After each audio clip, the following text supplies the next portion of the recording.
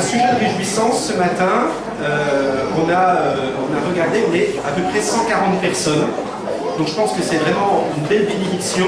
Alors pas tant le fait que l'on soit 140, mais qu'on soit aussi nombreux dans le cadre d'un culte en commun. Alors pour rappel, ici on n'est pas dans un culte qui est fait par l'Église baptiste. Hein. On est bien dans les locaux de l'Église baptiste, mais je rappelle, hein, on est vraiment dans le cadre d'un culte CNEF, donc Conseil national des évangéliques de France. Hein. Nos frères et sœurs des ADD donc, se sont excusés puisqu'ils avaient déjà un programme qui était programmé, chargé, enfin voilà. On espère que la prochaine fois on sera 4 églises et non pas 3. Mais donc voilà, donc on n'est pas à l'église baptiste, donc vous êtes chez vous, que vous soyez de l'église de la Haute-Oie, de l'église du centre ou bien d'une autre communauté et que vous êtes de passage parmi nous, vous êtes vraiment ici chez vous. Je vais peut-être avant de prendre la parole, prier un coup. Seigneur notre Dieu, on te remercie et on te bénit vraiment parce qu'on vit quelque chose de beau, on vit un temps d'unité. Et Seigneur, ce que nous voulons confesser, c'est que bien que nous soyons d'habitude dans des murs qui sont différents, eh bien nous affirmons que nous sommes un, que nous sommes une seule Église. Et on veut vraiment, Seigneur, au cours de ces moments, pouvoir nous réjouir de ce temps bénéfique que nous pouvons passer. Amen. Amen. Voilà, il y a quelques années en arrière, quand j'étais encore dans le milieu séculier, j'ai une collègue de travail qui me dit « Mais tiens, en fait, jeudi, on ne travaille pas. Qu'est-ce que c'est que l'ascension ? Toi qui es religieux, tu vas peut-être pouvoir m'expliquer. » Alors je lui explique que c'est le moment où Jésus est monté au ciel.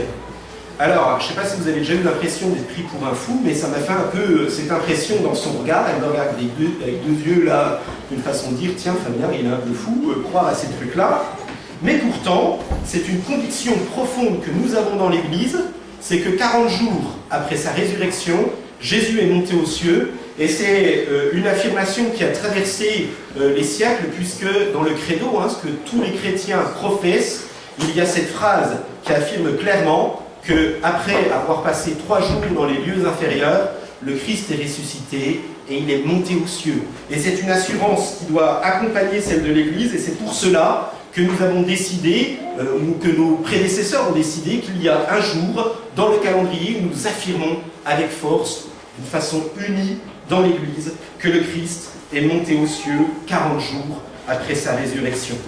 J'aimerais lire le texte qui nous raconte cet événement dans le livre des Actes, au chapitre 1, du verset 3 jusqu'au verset 11. Actes chapitre 1, verset 3. Après sa mort, il se présenta à eux vivant et leur donna des preuves nombreuses de sa résurrection. Il leur apparut pendant 40 jours et leur parla du règne de Dieu. Or, un jour qu'il prenait un repas avec eux, il leur recommanda de ne pas quitter Jérusalem, mais d'y attendre que son Père leur accorde le don qu'il leur avait promis. C'est le don que je vous ai annoncé, leur dit-il, car Jean a baptisé d'eau, mais vous, c'est dans le Saint-Esprit que vous serez baptisés dans peu de jours. Comme ils étaient réunis autour de lui, ils lui demandèrent « Seigneur, est-ce à ce moment-là que tu rendras le royaume à Israël ?» Il leur répondit « Il ne vous appartient pas de connaître les temps et les moments que le Père a fixés de sa propre autorité. Mais le Saint-Esprit descendra sur vous, vous recevrez sa puissance et vous serez mes témoins à Jérusalem, dans toute la Judée et la Samarie et jusqu'au bout du monde. » Après ces mots, ils le virent s'élever dans les airs et un nuage le cacha à leurs yeux. Il garda encore les yeux fixés au ciel pendant qu'il s'éloignait. Quand 2 hommes, vêtus de blanc, se présentèrent devant eux et leur dirent « Hommes de Galilée, pourquoi restez-vous ainsi à regarder au ciel ?» Alors, je crois que c'est un moment particulier que celui de l'Ascension, et c'est un moment qui nous réunit. Dans ce cadre de culte en commun, je pensais qu'il était important de prendre un texte sur lequel nous avons tous cette foi commune. Mais alors concrètement, pourquoi était-il nécessaire que Jésus monte aux cieux ? Que fait-il là-haut ? Et en quoi cela peut encore être utile aujourd'hui pour notre foi ? La première affirmation, je pense qu'il nous est nécessaire de donner sur la question de l'ascension de Jésus, c'est tout d'abord la confirmation de son ministère. L'ascension vient sceller ce qui était accompli par la résurrection. Jésus, en venant vivre parmi nous, a quitté la gloire qu'il avait auprès du Père dans le ciel. Il était digne de recevoir la gloire, il était digne de recevoir l'honneur, mais en venant vivre parmi nous, il a décidé d'abandonner tout cela. Et il est venu s'abaisser et vivre une vie loin de toute gloire, loin de toute beauté, loin de tout attrait. Tout cela pour pouvoir remplir le ministère qui était le sien. Ce ministère qui est celui d'un serviteur, celui qui vient porter notre peine à notre place, mais aussi nous enseigner. Et si l'histoire s'était arrêtée au tombeau, et voire peut-être même juste à la résurrection, eh bien, je crois qu'il manquerait quelque chose de profond dans le cadre du ministère de Christ. Parce que s'il n'était pas restitué dans la gloire qu'il avait précédemment, eh bien, c'est peut-être qu'il aurait perdu quelque chose. Mais le Père est venu révéler la portée toute différente du sacrifice de Christ. Oui, le Christ est mort, il est ressuscité, mais ça ne suffisait pas. Il était nécessaire, il était important que le Christ soit restitué dans toute la gloire, dans toute l'honneur, dans toute la beauté qu'il avait avant de venir ici-bas. Et ainsi, le Père est venu valider son enseignement avant toute chose qui a pu être annoncée avant lui. Contrairement aux prophètes qui ont pu venir avant lui, contrairement même aux pseudo-prophètes, on a quelques exemples au cours de l'histoire de quelques faux prophètes qui vont pouvoir s'élever, ces personnes restent dans la tombe, ces personnes restent ici-bas. Mais le Christ, couronné de gloire, d'honneur, est digne de pouvoir être élevé à la droite du Père. L'ascension révèle clairement la gloire et la beauté de celui qui est le Fils de Dieu, aimé et glorifié. Par son ascension, le Père révèle la souveraineté du Fils sur tous les autres éléments. Il rappelle sa condition première. Ce qui fait qu'aujourd'hui, lorsque nous proclamons et lorsque nous prions Jésus, nous élevons celui qui est élevé au-dessus de tous les cieux, au-dessus de la terre, au-dessus de tout ce qui est sous la terre. Et ce qui fait que tout ce qui se trouve ici-bas se trouve maintenant sous sa royauté et sous sa domination. Il n'y a aucun nom qui soit élevé comme le nom de Jésus. L'ascension révèle la souveraineté de Christ sur tous les éléments. Toutes choses lui ont été soumises. Le Christ est souverain, il domine. Alors ça a des conditions pratiques pour nous. Ça veut dire que nous qui sommes Église, eh bien, nous sommes au bénéfice de sa gloire et de sa résurrection. Nous sommes déjà au bénéfice de celui qui était élevé au-dessus de toutes choses. Un autre bénéfice de la résurrection, c'est qu'il est retourné à la droite du Père pour être glorifié. Alors c'est dans Marc 16, verset 19, qu'il nous est marqué qu'il était assis à la droite du Père sur le trône. Alors aujourd'hui, ça ne veut plus dire grand-chose aujourd'hui d'être assis à la droite d'un trône dans le cadre de la démocratie, même certains discours que nous pouvons avoir vis-à-vis des politiciens, vous savez, on peut des fois avoir un discours un peu léger, le côté démocratique nous a donné une certaine distance face à la royauté, mais nous sommes dans le cadre du Nouveau Testament, et donc quand on parle d'un seigneur, quand on parle d'un roi, on en parle pas mal. Celui qui est le seigneur de l'époque, le Kaiser, c'est le César, c'est l'empereur. Parlez mal de l'empereur, et vous verrez le droit du glaive être exécuté. On ne parle pas mal d'un roi.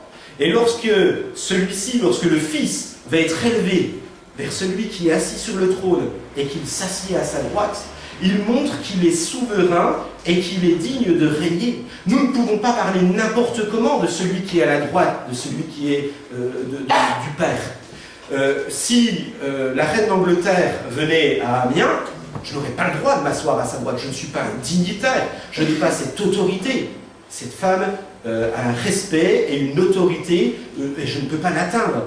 C'est-à-dire que lorsque le Père élève le Fils à sa droite, il révèle devant toutes les autorités dans le lieu céleste que le Christ est digne de régner. Et je crois que ce texte doit être mis en parallèle avec l'évangile de Luc. Vous savez, lorsqu'il est dit dans l'évangile de Luc qu'au moment de la résurrection du Fils, le diable va être jeté sur la terre et qu'il n'a plus accès dans les lieux célestes. Le diable n'a plus d'autorité, mais au contraire, en élevant le Fils, il nous montre la supériorité du ministère du Fils sur toutes les autorités et sur toutes les puissances.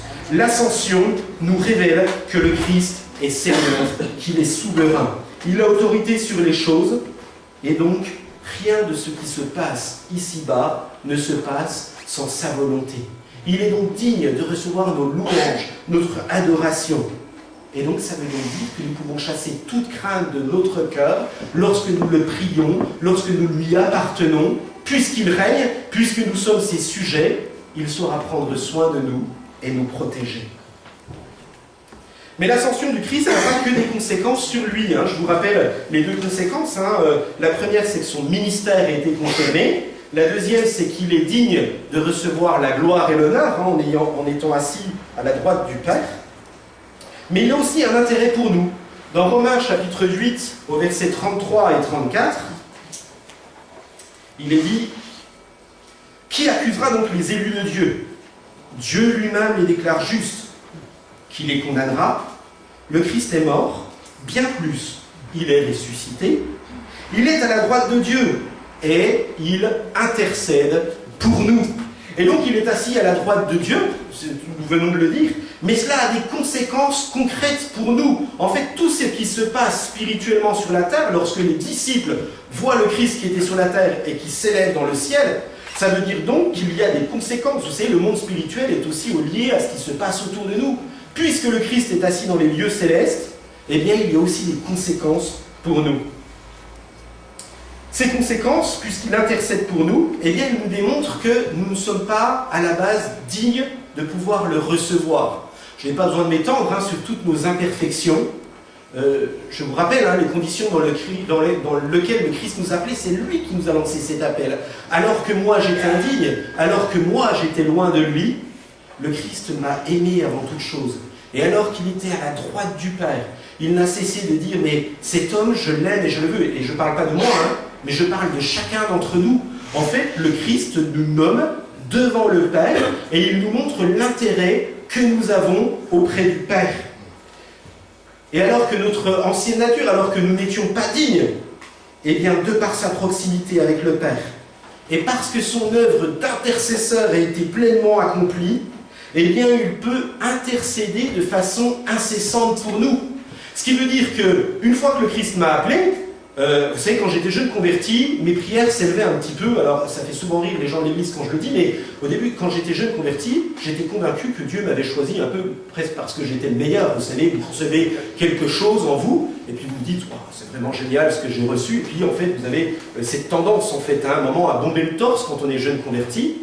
Et puis, au bout d'un, 2, 3 mois de notre marche avec Dieu, en fait, on se rend compte que, on est sauvé en espérance, et puis là, notre nature première, certaines fois, vient nous saisir et nous rappeler la condition qui est la nôtre, et puis notre prière prend un petit peu plus d'humilité.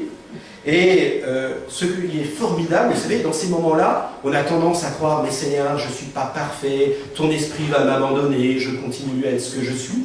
Mais en fait, étant donné que le Christ est dans ce rôle d'intercesseur de façon continue à la droite de Père, il est assis. Quand on est assis, dans l'Ancien comme dans le Nouveau Testament, ça veut dire qu'en fait, on est assis et on ne bouge pas, contrairement à quelqu'un qui est debout. Et donc, il se tient à la droite du Père, il intercède sans cesse pour nous. Ça veut dire qu'il me donne cette assurance par son ascension, cette grâce qu'il m'a accordée. Et elle ne sera jamais abandonnée, elle ne sera jamais quittée. En tout temps, le Fils intercède pour moi. Et même lorsque je pense que je ne suis pas digne, le Christ est à la droite du Père et il me dit « Cet homme, je l'aime et je continue à l'aimer, je ne l'abandonnerai jamais. » C'est la certitude que nous ne serons jamais abandonnés. Il est notre avocat devant Dieu et donc ainsi libérés du poids de nos fautes, nous pouvons nous approcher auprès du trône de Dieu afin de l'élever par nos louanges, par nos requêtes qui deviennent agréables et bonnes devant notre Dieu. Ce qui nous conduit au prochain point. Notre nature corrompue, je vous rappelle, nous continuons quand même à être dans le corps que nous sommes, et heureusement que nous avons cet intercesseur qui intercède sans cesse pour nous. Et donc notre regard naturel sur les choses fait que nous voyons le monde certaines fois de façon dévoyée, de façon déviée. Nous ne savons pas comment vivre à la gloire de Dieu. Mais l'ascension du Christ nous ouvre à une réalité nouvelle, profonde. Et elle va nous ouvrir à l'effusion de l'Esprit. C'est-à-dire, non pas Dieu qui est à nos côtés, mais Dieu qui est en nous. Et vous savez, vous avez dans Jean, au chapitre 16, à un moment, Jésus qui va dire quelque chose qui est incompréhensible pour les disciples. Vous avez le meilleur ami qui est à vos côtés. Pour ceux qui sont mariés, imaginez, vous avez votre épouse qui vous regarde et qui vous dit « Oh, il vous est avantageux que je m'en aille ». Alors, à moins que vous ayez un gros problème dans votre couple et que vous disiez « Ouf », j'espère que ce n'est pas le cas, et si c'est le cas, cherchez de l'aide. Mais normalement, vous allez dire « Mais non, mais j'ai besoin de toi ». Et de la même façon, il y a un ami, vous savez, que vous l'aimez profondément et qui vous dit « En fait, il vous est avantageux que je m'en aille ». Mais en fait, pour les disciples, ça a dû être terrible dans leur tête. Mais je ne comprends pas qu'est-ce que Jésus est en train de me dire. Et cette ascension est nécessaire, parce qu'il était nécessaire que le Christ aille à la droite du Père et qu'il intercède pour nous, pour pouvoir nous envoyer 10 jours après, non plus Dieu à nos côtés, mais Dieu en nous, par la puissance de l'Esprit. Et contrairement au ministère du Christ qui était ici-bas sur la terre, vous savez, même, alors non seulement pendant la présence de Jésus, ici-bas, mais même pendant les 40 jours, il nous est dit que Jésus était à côté de ses disciples. Mais nous, nos ancêtres qui étaient à Amiens, en Gaule, au Congo, où que ce soit, eh bien, ils ne connaissaient pas cette grâce merveilleuse. Et il était préférable que Jésus monte à la droite du Père pour intercéder pour l'humanité entière, parce que c'est à partir de ce moment-là qu'il va pouvoir envoyer son esprit pour chacun d'entre nous, et l'ascension est nécessaire pour pouvoir recevoir l'effusion de l'esprit. Et donc on a cette certitude par l'ascension. Il va pouvoir envoyer son esprit et ne pas limiter son ministère à une petite région ici-bas sur la terre. Mais par son ascension, il démontre son affection pour nous tous. Il démontre qu'il a un désir beaucoup plus profond. C'est d'intercéder pour chacune et chacun d'entre nous pour que nous puissions vivre selon la puissance de son esprit. Le but de Jésus, donc, n'était pas de rester à un endroit extérieur au cœur de ses disciples, mais par l'ascension, il nous montre qu'il nous prépare à le recevoir dans notre cœur. Et c'est ainsi que, 10 jours après, il va envoyer son esprit. En fait, cet esprit, nous ne le méritons pas. Mais nous le recevons. Et nous continuons à le recevoir parce que le Christ est à la droite du Père. Parce qu'il intercède pour nous. Dieu ne nous retire pas son esprit à chaque fois que nous péchons. Et cela parce que le Christ, tel un grand frère, intercède de façon incessante pour nous. Ainsi, l'ascension de Jésus a un double effet. Premièrement, elle permet à Dieu d'avoir un regard apaisé sur moi. Lorsque je pêche, lorsque je n'ai pas le comportement que je devrais avoir, vous avez ce fils qui se tient tel un grand frère à mes côtés en disant « Mais non, Père, c'est moi qui ai pris sa culpabilité, c'est moi qui ai pris son offense. » Je ne suis pas sûr que le Père ait besoin de l'entendre, mais dans les relations internes à la Trinité, il y a ce rôle du Fils qui est un rôle d'intercesseur et qui vient rappeler cet amour profond et intime que Dieu a pour sa création et donc pour vous et moi. Mais la réciproque, c'est qu'en même temps, puisque nous avons reçu l'Esprit et que l'Esprit est en nous, eh bien ça veut dire qu'en même temps, cet Esprit vient me rendre agréable à Dieu. Oui, le Fils intercède pour moi, mais il ne le fait pas sans avoir envoyé son Esprit. Et qu'est-ce qui se passe lorsque je ne glorifie pas Dieu? Eh bien, son Esprit est apaisé en moi. J'ai le sentiment du Père, du Fils et de l'Esprit qui vient me dire « Mais en fait, tu n'as pas bien agi. Viens corriger la trajectoire. » Et ainsi, tu vas pouvoir être sanctifié et être un objet de bénédiction. C'est quelque chose d'extraordinaire ce qui se passe dans cette relation interne à la Trinité. Il est nécessaire que le Fils exprime tous les sentiments, tout l'amour qu'il a pour moi, et il le fait aussi à l'intérieur de moi-même pour me purifier et pour me sanctifier.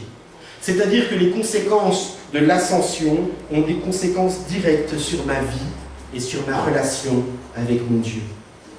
Et à partir de ce moment-là, il va y avoir des conséquences aussi sur tous ceux qui sont autour de nous. Dans Actes chapitre 1, verset 11, ça termine, vous savez, par les disciples qui sont invités en disant « Mais vous allez retourner un temps à Jérusalem, mais ensuite, vous allez pouvoir aller jusqu'aux extrémités de la terre. » Et ainsi, nous nous trouvons missionnés. De la même façon que Jésus était envoyé, qu'il retourne vers son Père, eh bien, il va à son tour nous envoyer pour pouvoir continuer l'œuvre qui est la sienne. Et il le fait en nous purifiant, en nous sanctifiant. Nous avons besoin de pouvoir le contempler, de vivre au bénéfice de sa prière, de son intercession continue, pour pouvoir être de bons témoins. Et qu'est-ce qui se passe? eh bien, à force que nous le côtoyons, il nous transforme, il nous change. Et là, les gens nous côtoient, ils nous voient, ils nous disent, mais en fait, il y a quelque chose de différent en toi. Nous devenons témoins par la puissance de Jésus qui intercède pour nous et qui se manifeste par son esprit en nous. Alors, j'aimerais terminer par 2 encouragements qui sont liés aussi à la montée de Jésus au ciel. La première, elle se trouve dans Jean, chapitre 14, verset 2. Vous savez, nous sommes toujours dans ce discours de finale de Jésus, et Jésus veut vraiment mettre le comble pour montrer à ses disciples tous les gains qu'ils vont pouvoir avoir dans les heures qui vont se passer. Et Jésus leur dit, « Je vais vous préparer une place auprès de moi. » C'est-à-dire que maintenant que Jésus est à la droite du Père, c'est quelque chose d'extraordinaire. Il nous a aimés, mais ce n'est pas pour nous laisser, ce n'est pas pour nous abandonner. En même temps qu'il nous a appelés, il nous donne cette certitude. Il nous a préparé une place. Et s'il nous l'a préparée, ce n'est pas pour nous abandonner, mais c'est pour nous donner cette certitude. De même qu'il est auprès de son Père, un jour, nous serons avec lui auprès de son Père. Il nous prépare une place à ses côtés.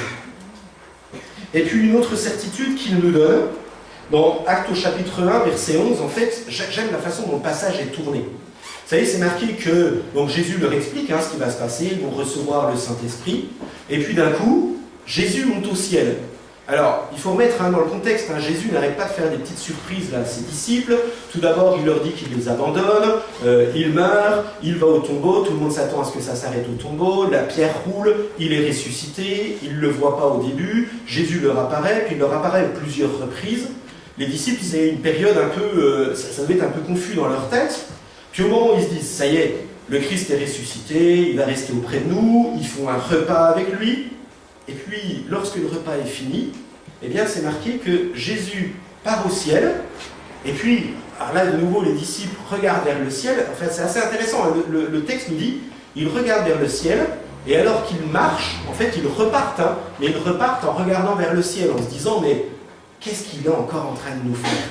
Qu'est-ce qui se passe? Et là, un ange vient les voir en leur disant, mais ne vous en faites pas. Déjà, tout ce qui a été dit, tout ce qu'il est en train de faire a été dit, vous l'avez annoncé, vous ne l'avez peut-être pas encore compris, mais tout a été dit. Mais de la même façon qu'il est parti, un jour, il reviendra. Et c'est-à-dire que dans ces temps où nous allons vivre l'ascension, ça nous invite vraiment à contempler ce Jésus qui est au ciel, mais il nous donne aussi une certitude. De la même façon qu'il est monté au ciel, un jour, il reviendra ici-bas. Alors ça veut dire quoi? Ça veut dire, vous savez, je vous parlais de toutes nos petites imperfections, de toutes ces choses petites, des fois un peu trop grandes même, hélas, mais ça veut dire en fait qu'il nous donne une certitude par l'ascension. Ça veut dire qu'il ne nous laissera pas, et qu'un jour, il reviendra accomplir son règne de façon visible ici-bas. C'est-à-dire qu'aujourd'hui, toutes ces tristesses, toutes ces choses que nous pouvons avoir, et que nous, vous savez, dans notre marche, elles nous suivent, ça nous suit un peu comme des casseroles, des fois ça peut être pesant, des fois c'est un peu plus réjouissant, parce que nous savons que nous sommes sous la grâce de Dieu, mais des fois ça peut être pénible. Mais ça nous dit que nous avons cette certitude. Il reviendra, et lorsqu'il viendra, il viendra établir son règne de façon visible, et enfin, il viendra sécher toute l'âme de nos yeux, et c'est là une véritable bénédiction. Alors j'aimerais conclure en nous invitant à prendre conscience que l'ascension a des conséquences directes sur notre vie, sur notre relation avec Dieu et sur notre héritage. Le premier des effets, c'est déjà pour le Christ. On l'avait vu, elle vient conforter le témoignage. Nous pouvons croire en l'enseignement que le Christ nous a donné. Et donc ce qui fait, moi par exemple, j'aime énormément, vous savez, quand je prends la parole, puis des fois vous vous dites, mais est-ce que je peux ouvrir la parole? Est-ce que je peux croire? Mais je contemple le Christ à la droite du ciel. Et je me dis, mais ce qu'il a dit, ce n'est pas moi qui le dis. Je peux donc annoncer sa parole avec une pleine certitude. Sa parole, il l'a donnée, et parce qu'il est à la droite du ciel, parce qu'il règne, parce qu'il n'y a aucune personne qui a autant de puissance que lui, je peux donner ces paroles qu'il a avec cette pleine assurance. Donc son enseignement est digne d'être reçu.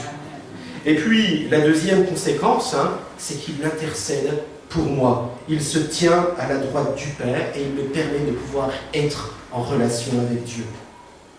L'ascension, est aussi là pour montrer le triomphe de Christ, ce Christ qui règne à la droite du Père, et puis les conséquences pour moi, donc il intercède pour moi, et puis il ne me laisse pas dans ma détresse, il ne me laisse pas dans ma misère, mais tel un grand frère, il est là, et il se tient à mes côtés. Enfin, cette certitude, de la même façon que Jésus est monté au ciel, ne restons pas simplement les yeux au ciel à la fin de ce culte, ne repartons pas simplement le nez en l'air, mais en ayant cette certitude. Regardons ceux qui sont autour de nous. Nous avons cette certitude, il régnera bientôt parmi nous, nous n'avons pas honte du témoignage que nous pouvons porter. Et ce témoignage, ce n'est pas au nom de l'Église baptiste, ce n'est pas au nom de l'Église de la Haute-Oise, ce n'est pas au nom de l'Église du Centre que nous le portons, mais c'est en tant qu'Église de Jésus-Christ, unie en lui, que nous pouvons le porter. Je vous invite à terminer par la prière.